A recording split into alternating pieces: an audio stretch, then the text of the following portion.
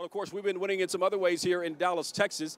Joining us this morning to talk about some of that winning that's been going on is the president and CEO of the Dallas Mavericks, Mr. Terdema Ussery. Brother Ussery, good morning. Yeah, good morning. Glad to be here. Glad to have you here. And, I mean, you know, really, we're not really welcoming you. I mean, we say president and CEO of the Dallas Mavericks, but you're also a member of the Potter's House. Yeah, I joined about 14 years ago, man. I was coming from New York. I flopped down on my seat, and his brother flopped down on the seat next to me.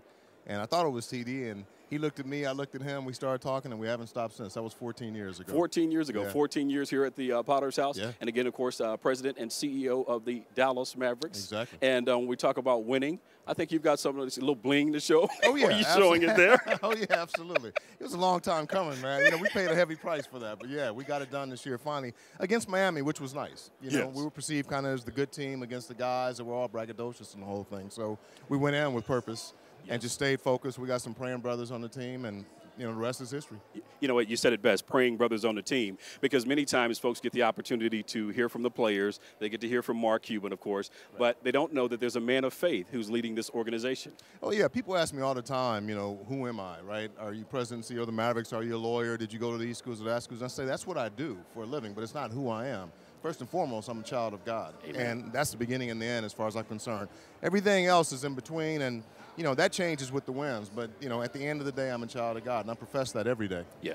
You know, here's a key point there, because many times when our bishop has been challenging us since the beginning of this year to live our lives on purpose. And many times when we hear a message such as that, we think about what we should do within the house of the Lord. Right. But when you're out in that workplace, in the marketplace, I mean, you're still living your life on purpose. Yeah, I mean, I think one of the things that's been great about Bishop's message is it's made me more aware on a daily basis. Just say situationally aware of who I am, not get so caught up in what's going on from a business perspective or whatever that I lose my faith. Yeah. And especially in those moments when it's hot and heavy, and you know, just got your mouth open, you want to make sure that you're representing yourself in a way that doesn't embarrass the God that we serve. So it's every day, just for me, being more and more aware of who I am in Christ as I go about my job. Yeah. Let's dig into your story a little bit more, because many times when we see someone in your position, we think, okay, this guy, he had it pretty easy. That's not the case with Terdema. No, man, I grew up in the hood, in Compton, out in South Central Los Angeles, and went through a lot of the things that kids go through. You know, I had a father that was shot, was in a neighborhood that was gang inflicted, but, you know, I've always felt, really, since I was in elementary school, that God had his hand on my shoulder. And I felt he had a purpose for my life. And my objective was to do the best that I could and just trust that he was going to work the rest of it out. And that's really the way it's happened. Now, when I go home, I still go back home in the hood. When I go see mom and dad, this ring is going to be in a box. I'm not going to wear it in the street because I don't want to get shot behind it. You know what I'm saying? Yeah. But, yeah, that's where I come from. And I do a lot of speaking to tell kids that, especially when you're a child of God, you can be and do anything you want to do. If he has his hand on you, miracles happen every day. And if he has his hand on you, you can be a miracle. And that's the way I view my life. Yeah. You know, I guess many times it's easier, I guess, to say, to have faith when times are tough. But when you sort of arrive, so to speak, I mean, many times it's easier to say, okay, I'm going to now go and do my own thing. But you held on, and you maintained your faith throughout this walk. Well, my prayer has always been, with every step of success, let me have two doses of humility.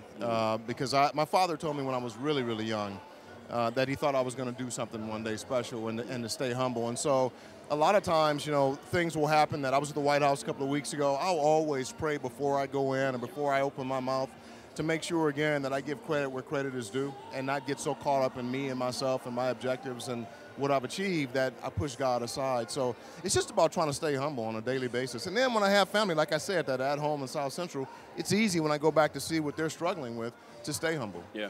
You said that your father said that you would do something. How important was that for you to have your father to speak those words of encouragement into your life? It was critically important. I mean, just to know that I had their support. And, you know, when times got rough, when I went away to college and then went on to law school, times when I was tired or whatever the case might be, I always thought about them and not letting them down. And that was really inbred in me when I was very young. Again, God has a special place for you and a purpose for you. So I didn't want to let them down. And that was the time when I needed God to help me push through. And it was, again, remembering his words, remembering what he had said to me. And my father also, I was lucky, was a man of faith, as was my mother. So that was instilled in us very, very young. In fact, when I was at Princeton, before Bishop was ever on television, I used to get these cassettes from Mom all the time saying, listen to this guy, you know. So I've been listening to Bishop for a long, long time, man. He has part responsibility for the success, too. Yes. So as you're listening to these tapes, I mean, I guess, did you ever think at this point that someday I may be sitting in this man's ministry. No, and in fact, when he sat down next to me on that airplane I was talking about, I said, man, I know you. And he looked at me and he said, you know what, I think I'm supposed to know you. I think he had missed 2 flights. And he got on this flight and he said, now I know why I'm on this flight. I know why I missed the other 2. We were intended to talk. And what he didn't know was that I was going through something very personal at the time. Yeah. And we started talking, and by the time we landed, it was like talking to a brother. We had talked about these issues, and he had helped me see some things. And like I said, the rest is history. We got off the plane. My biological father was there. Man. Bishop looked at me and said, look, tell him I'm your spiritual father from now on. That's your biological father together. We're going to make sure you get through this. Amen. Let's talk about in the role that you play here at the Mavericks. I mean, how often do you get an opportunity to maybe impact the lives of some of these players? In some cases, maybe some of them you're old enough to be their father. Yeah, I mean, I think it's every day. I mean, I think the way you carry yourself, they have issues. They're young men. By and large, they're wealthy young men. They go through the challenges that we all go through, but you multiply that with the money and the doors that it opens, the opportunities that it opens. It's important that they see someone that's carrying themselves as a man of God. And I got to be honest with you. You know, you look at a guy like Jet Terry. Jet, regardless of what's going on out there, when he gets on our airplane, the first thing he does is crack his Bible, does his Bible study, and then he goes on and does some other things. But the point in saying that is we have some older players on our team like JT who are also Christians, and they, on a daily basis, man, are walking as best they can that walk. And, you know, we also have a chaplain that comes in.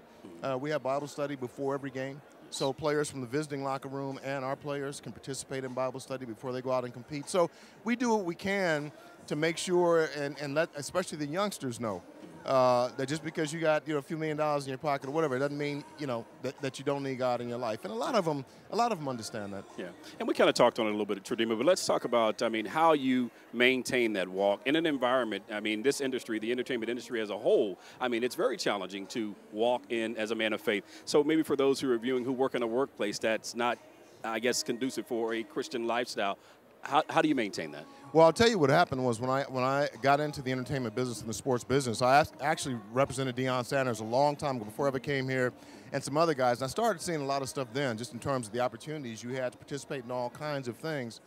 And again, I remember talking to my dad one time about it, and he said, God needs us everywhere. So I was saying, am I in the right place because there's all this stuff there? And he was saying, yeah, he put you there because it's all there. So the point is that you come to a place in your life, I think, where you understand that God has you there for a reason. He doesn't want the circumstances to bend you. He wants you to bend circumstance. And so that's what I try to do every day. Man, that is powerful. Once again, let's show this ring. Yeah. President and CEO of the Dallas Mavericks, world champions. I mean, how many diamonds are in that ring? There are 31. Well, it's 10.5 carats. There are 31 diamonds in the bezel that represent the 31 seasons we've been in existence, and then there are diamonds all over the place, man. They're all over there. But it's kind of nice, huh? It's very nice. I was going to ask you to take it off and let me try it on, but I thought that would probably be too much. No, I can take it off. You want to try it on? No. All right. Once again, thank you so much for being with us. Thanks for having me. Terdema Ussery, President and CEO of the Dallas Mavericks, again, a world championship team on this Super Bowl Sunday, just speaking with us and sharing about his faith.